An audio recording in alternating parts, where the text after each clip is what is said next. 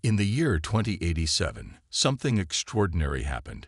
Humanity had long wondered if they were alone in the universe, and finally, the answer came, not in a peaceful way, but with a sense of looming danger. Astronomers detected a fleet of massive ships moving toward Earth at an incredible speed. These ships were unlike anything anyone had ever seen, glowing faintly against the blackness of space. At first, people were excited, imagining friendly visitors bringing advanced knowledge or technology. But as days passed, excitement turned into fear. The ships didn't slow down as they approached the solar system. Instead, they kept coming closer, their size growing more intimidating with each passing hour. Governments around the world quickly realized this wasn't a friendly visit. Emergency meetings were held, and military forces were put on high alert. Everyone wanted answers. Who were these aliens? What did they want? And why were they heading straight for Earth? Among those trying to figure things out were two important people, Dr. Laura Bennett, a smart scientist from Houston, and Commander Jack Monroe, who led a group called the Global Defense Initiative, GDI. Laura was known for her work studying stars and planets, while Jack had spent years preparing for situations exactly like this one. Together, they became the leaders of humanity's response to the alien fleet. Laura worked tirelessly in her lab, analyzing data sent by telescopes and satellites. She tried to understand how the ships moved and what kind of technology powered them. Meanwhile, Jack coordinated efforts to protect Earth. He oversaw teams building new weapons and defenses, making sure every country contributed to the fight. Despite their different roles, both Laura and Jack shared the same goal: to keep humanity safe. As the alien fleet got closer, scientists made another alarming discovery. The ships weren't just big. They were enormous, larger than entire cities. Each vessel seemed capable of carrying thousands of beings, along with equipment no one could even begin to comprehend. It was clear that whoever, or whatever, was aboard those ships had far superior technology compared to humans. Attempts to communicate with the aliens started almost immediately. Radio signals, laser messages, and even visual displays were sent into space in hopes of starting a conversation. But nothing worked. The aliens ignored every attempt to reach out. Their silence was deafening, leaving everyone on edge. Were they planning to attack? Or was there some other reason they refused to respond? Tensions reached a boiling point when the fleet entered Earth's orbit. The ships hovered above the planet, casting eerie shadows over cities below. People looked up at the sky, feeling small and powerless. Some prayed, others panicked, and many simply waited, unsure of what would happen next. In the GDI command center, Laura and Jack watched the monitors closely, their faces pale with worry. "We've done everything we can," Laura said softly, breaking the tense silence. "If they don't respond soon, we'll have to assume the worst." Jack nodded grimly. "Then we'll be ready." Despite their confidence, deep down, both knew the truth. Humanity was outmatched. The aliens' technology was beyond anything Earth could produce, and their motives remained a mystery. As the hours ticked by, the question weighed heavily on everyone's minds. Would the aliens spare Earth or destroy it? For now, all anyone could do was wait. As the alien fleet continued to hover menacingly above Earth, humanity grew more desperate. Days had passed without any response from the invaders, and fear spread like wildfire across the globe. Governments were running out of options. Military leaders debated launching preemptive strikes, but cooler heads prevailed. Attacking such advanced beings without provocation could mean instant annihilation for Earth. Dr. Laura Bennett and Commander Jack Monroe found themselves at the center of the chaos. They worked long hours in the GDI command center, trying to come up with a solution that didn't involve war. Laura believed there was still a chance to avoid bloodshed. "We need to try one last time," she insisted during a meeting. "If we can show them we're not helpless, maybe they'll reconsider." Jack agreed, though he wasn't optimistic. Together, They devised a plan to send a powerful message directly to the alien fleet. Using cutting-edge technology developed by Laura's team, they created a broadcast unlike anything ever attempted before. The message included images of Earth's military might, rows of tanks, fighter jets, submarines, and even nuclear missiles. It also showcased humanity's resilience, footage of people rebuilding after disasters, exploring space, and working together despite differences. The broadcast ended with a clear warning: Earth is prepared to defend itself. Leave now or face the consequences. Though some thought the message sounded aggressive, Laura argued it was necessary. They need to know we won't go down without a fight, she said firmly. When the day came to transmit the message, the entire world watched anxiously. In the command center, Laura stood beside Jack, her hands trembling slightly as she pressed the button to send the signal. The room fell silent as the message played out, beamed into space with enough power to reach the alien ships. Everyone held their breath, waiting for a response. Minutes turned into hours, but the aliens remained silent. There was no reply, no acknowledgement of the warning. Instead, the fleet began moving again, descending deeper into Earth's atmosphere. Panic erupted in the command center. It didn't work, someone muttered, voicing what everyone already feared. Laura felt a wave of despair wash over her. She had hoped the aliens would listen, but now it seemed clear they saw humanity as insignificant. To them, Earth's weapons were nothing more than toys, unworthy of attention. Jack clenched his fists, frustration evident on his face. We gave them a chance, he growled. Now we prepare for the worst. Outside the command center, cities braced for disaster. People gathered in parks and streets, staring up at the glowing ships above. Some cried, others prayed, and many simply hugged their loved ones tightly, unsure if they'd see tomorrow. News channels reported live updates, showing scenes of both courage and chaos. A young journalist named Emily Dawson walked through crowds, capturing interviews. One man told her, "If this is how it ends, I just hope we go down fighting." Back in the command center, Laura stared at the monitors, her mind racing. Was there really nothing left to do? Just then, an idea sparked in her head. What if the aliens weren't ignoring the warning because they were arrogant, but because they couldn't understand it? Maybe their way of thinking was so different that human concepts of threats and diplomacy made no sense to them. If that was true, then humanity needed a new approach, one that went beyond words. But before Laura could share her thoughts, alarms blared throughout the room. The alien ships had started releasing smaller crafts, which darted toward Earth's surface. They're deploying drones, someone shouted. Chaos broke out as everyone scrambled to respond. Jack barked orders, while Laura froze, watching the screens in horror. The moment of truth had arrived. Humanity's fate hung in the balance, and time was running out. Just when all hope seemed lost, an unexpected visitor arrived at the GDI command center. His name was Daniel Hayes, a quiet man in his late 50s with tired eyes and a weathered face.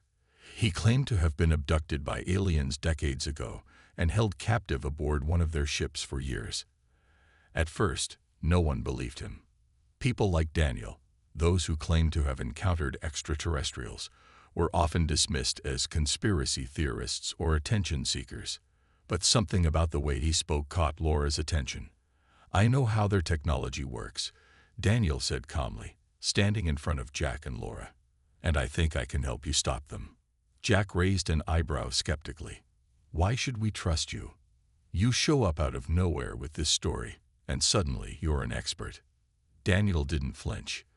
"Because I've seen it firsthand," he replied. "Their ships rely on quantum-based systems, energy fields that hold everything together. If you disrupt those fields, even for a second, their entire fleet could collapse."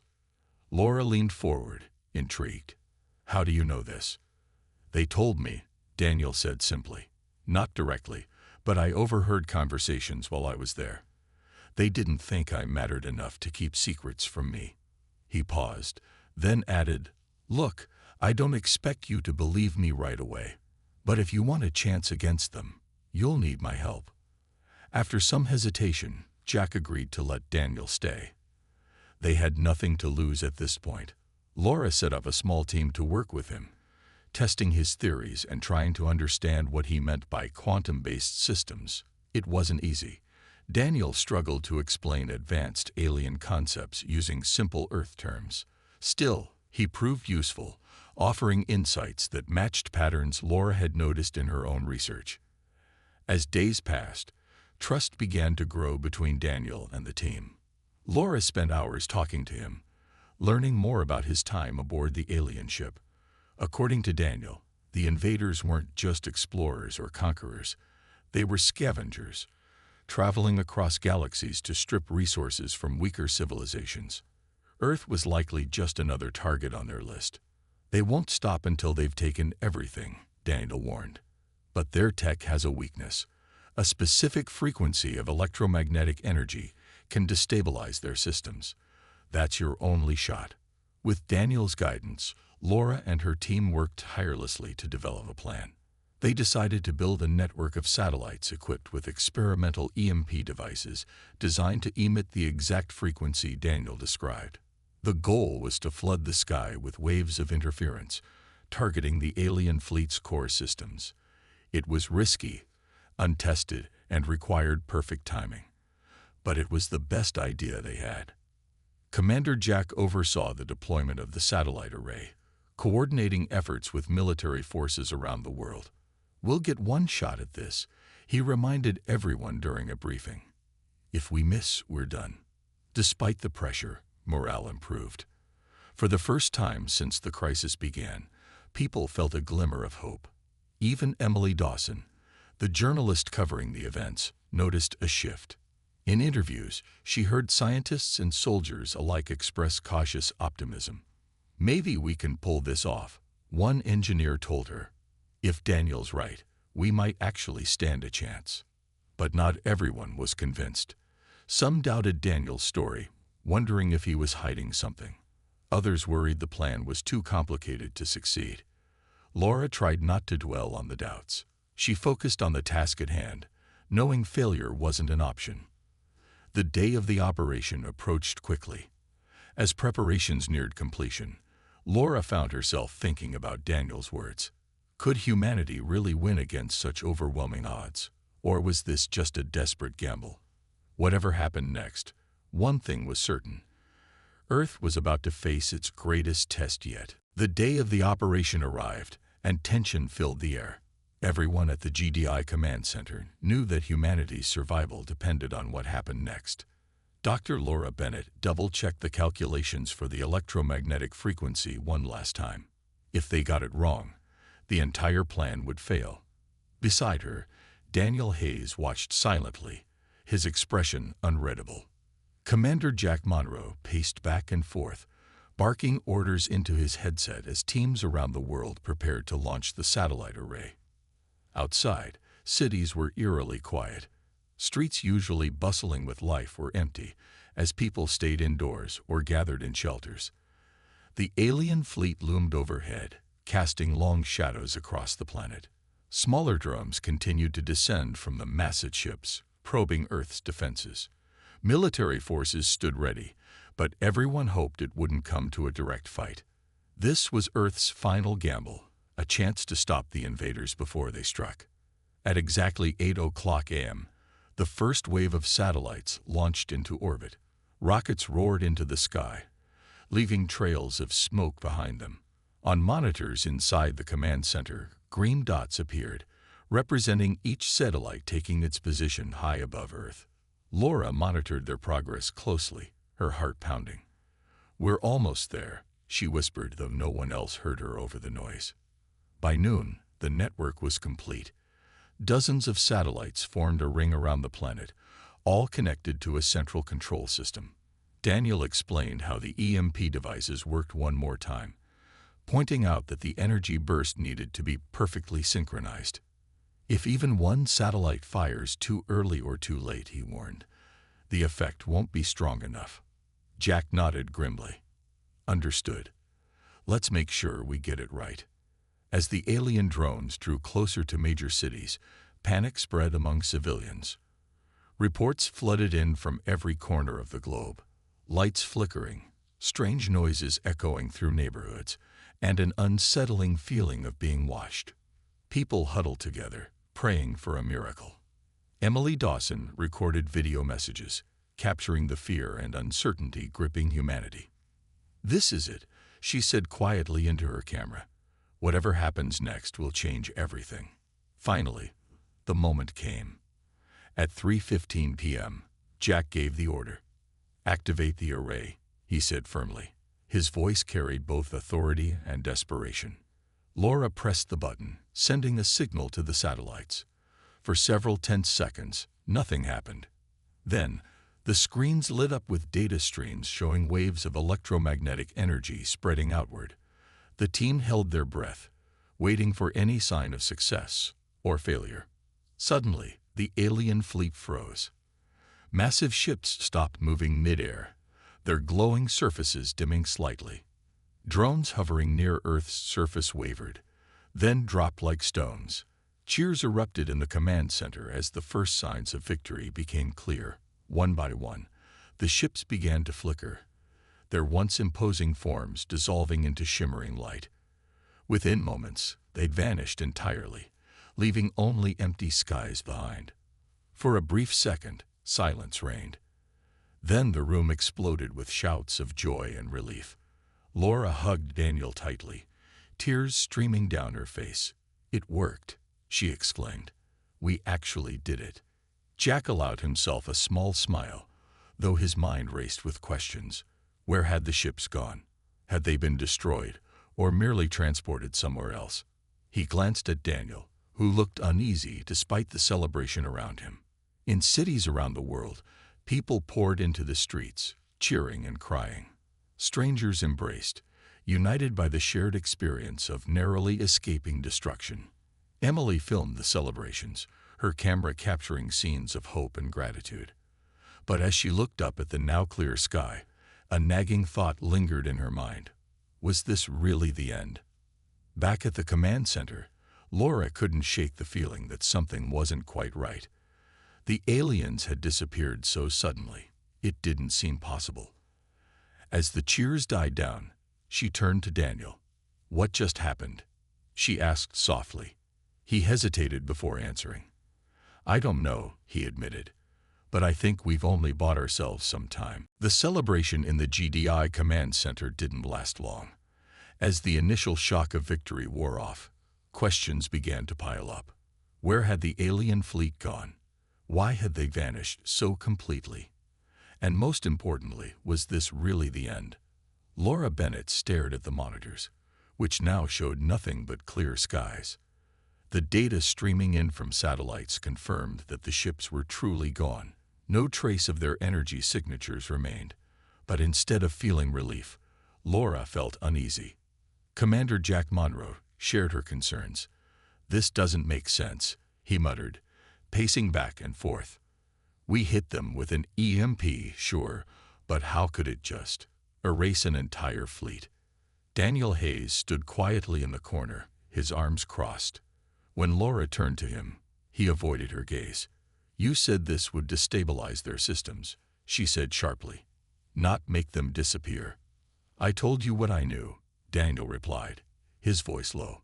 "Their tech operates on principles we can't fully understand. Maybe the EMP disrupted more than just their ships. It might have opened some kind of doorway." "A doorway?" Jack interrupted, raising an eyebrow. "You mean like a portal or something?" Daniel shrugged. "It's possible. Their technology is based on manipulating space and time. If we interfered with that, who knows where they ended up?" Laura frowned, her mind racing.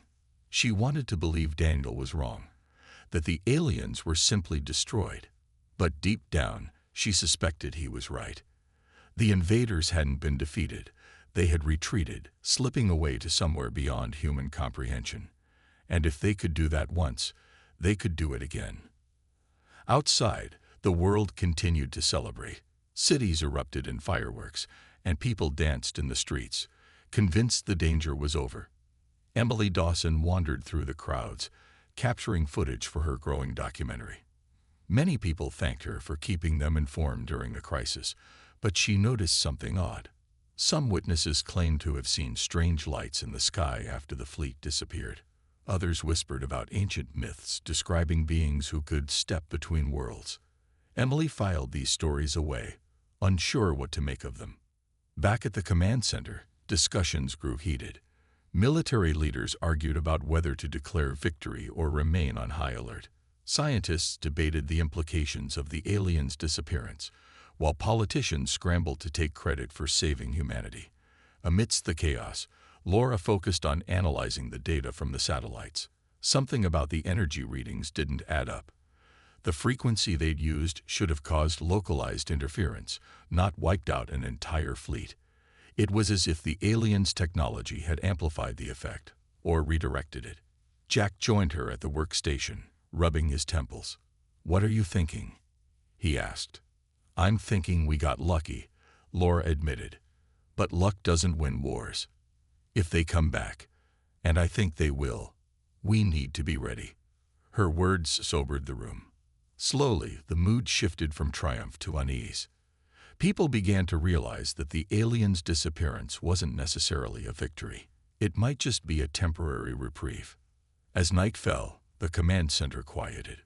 Most of the team went home to rest, but Laura stayed behind, poring over the data.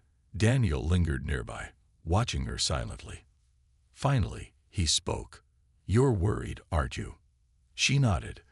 "They underestimated us this time. Next time, they won't." Daniel sighed. "Then we'd better learn everything we can before they return."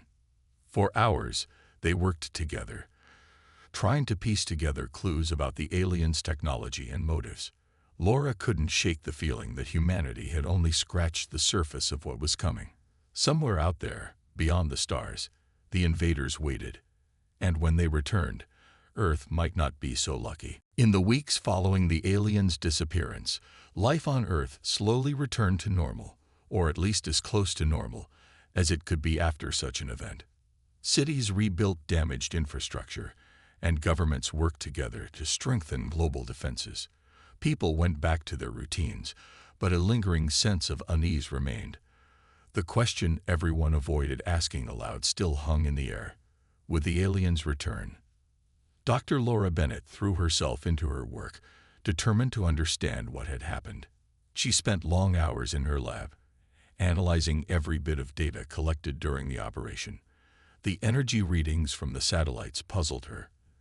They showed spikes and patterns that didn't match any known physics. It was as if the alien fleet hadn't just vanished.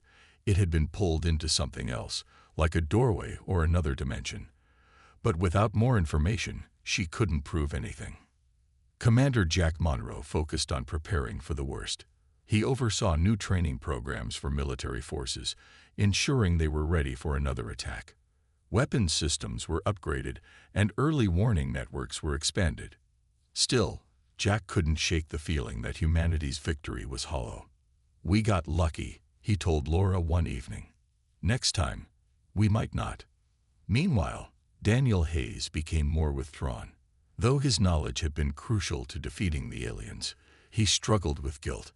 He often stayed late in the command center, staring at maps of the stars. When Laura asked him about it, he admitted he was searching for answers. "I don't think they're gone forever," he said. "They'll come back, and when they do, they'll be angrier." Emily Dawson continued documenting the aftermath of the crisis. Her book, titled *Shadows Among Stars*, gained widespread attention. In it, she included eyewitness accounts of strange lights seen in the sky after the fleet disappeared. Some claimed the lights moved erratically, vanishing as quickly as they appeared. Others reported hearing faint hums or feeling sudden drops in temperature. Emily couldn't explain these phenomena, but she believed they pointed to one thing: the aliens weren't entirely gone. Public opinion was divided. Many celebrated the apparent victory, convinced Earth was safe. Others grew paranoid, stockpiling supplies and building underground shelters. Conspiracy theories spread like wildfire, with some claiming the government knew more than it let on. Even within the GDI, tensions ran high. Military leaders wanted to focus on defense, while scientists pushed for further research into alien technology. Laura found herself caught between these two sides. She agreed with Jack that preparation was essential, but she also believed understanding the aliens' motives was key to survival. With Daniel's help, she began studying ancient texts and myths about extraterrestrial encounters. To her surprise, many described events eerily similar to what had just happened: beings appearing from nowhere, wielding advanced technology, and then disappearing without explanation. One night, while reviewing satellite images, Laura noticed something unusual. Faint traces of energy lingered in certain parts of the atmosphere, invisible to the naked eye, but detectable by sensitive instruments. Could this be residue from the alien fleet, or evidence of their presence elsewhere? She shared her findings with Jack and Daniel, who both agreed it warranted further investigation. Despite the progress, unanswered questions weighed heavily on everyone. What did the aliens want with Earth? Why had they chosen now to invade? And most importantly, where had they gone? The lack of answers left humanity vulnerable, unsure of when or how the next threat would arrive. As months passed, the world settled into an uneasy peace. But deep down, people knew the aliens weren't truly gone. Somewhere beyond the stars, they waited, and humanity could only hope it would be ready when they returned. Months turned into years, and life on Earth began to feel almost normal again. The fear that had gripped humanity during the alien crisis slowly faded, replaced by a cautious optimism. People went about their daily lives, rebuilding and moving forward. But beneath the surface, the memory of the vanished fleet lingered like a shadow, a reminder that the universe was far more dangerous than anyone had imagined. Dr. Laura Bennett never stopped working. She dedicated herself to studying the strange energy traces left behind after the aliens' disappearance. Though faint, these signals offered clues about their technology and possible motives. With Daniel Hayes by her side, she pieced together fragments of information, hoping to uncover answers before the invaders returned. "We can't afford to be unprepared," she often said. "If they come back, we need to understand them." Commander Jack Monroe retired from active duty, but remained an advisor to the Global Defense Initiative, GDI. He spent his days mentoring young officers, sharing lessons learned from the crisis. Jack knew better than anyone how close humanity had come to destruction. He urged leaders to stay vigilant, warning that complacency could lead to disaster. The aliens didn't just vanish for no reason, he told anyone who would listen. "They're out there, watching us." Emily Dawson's book, *Shadows Among Stars*, became a global sensation. It sparked widespread debate about humanity's place in the universe and whether Earth was truly alone. Emily traveled the world, giving talks and interviews. She encouraged people to think critically about what had happened and to prepare for the unknown. "We've been given a second chance," she said during one speech. "Let's not waste it."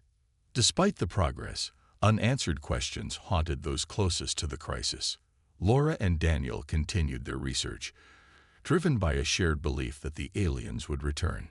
They studied ancient texts, modern science, and even conspiracy theories, searching for patterns or connections. One discovery stood out. References to beings capable of stepping between dimensions appeared in cultures across history. Could this explain how the fleet had vanished so suddenly? And if so, did it mean they could reappear at any moment? Public opinion remained divided. Some saw the aliens' disappearance as proof of humanity's strength, while others viewed it as a temporary reprieve. Military forces stayed on high alert, conducting drills and developing new technologies.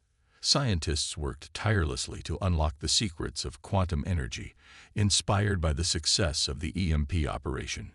Governments collaborated more closely than ever, pooling resources to ensure Earth was ready for whatever came next. In quiet moments, Laura found herself reflecting on everything that had happened. She thought about the choices they'd made, the risks they'd taken, and the lives saved because of their efforts. She also thought about Daniel, whose knowledge had been both a gift and a burden. He rarely spoke of his time aboard the alien ship, but when he did, his words carried weight. "They're patient," he once said. "They'll wait until we let our guard down." Years passed, and the skies remained clear. Humanity grew stronger, wiser, and more united. Cities flourished, technology advanced, and dreams of exploring space reignited. Yet, every now and then, someone would look up at the stars and wonder, were they still out there? Watching? Waiting? One evening, as Laura sat in her lab reviewing data, she noticed something unusual, a faint signal, barely detectable, coming from deep space. Her heart raced as she analyzed it. The pattern matched the energy readings from the day the fleet disappeared. She called Jack and Daniel immediately. When they arrived, she showed them the evidence. None of them spoke for a long moment. Finally, Jack broke the silence. "Looks like our time's up." Laura nodded, her expression grim but resolute. "Whatever happens next, we'll face it together." Somewhere beyond the stars, the aliens waited, and humanity braced itself for the inevitable.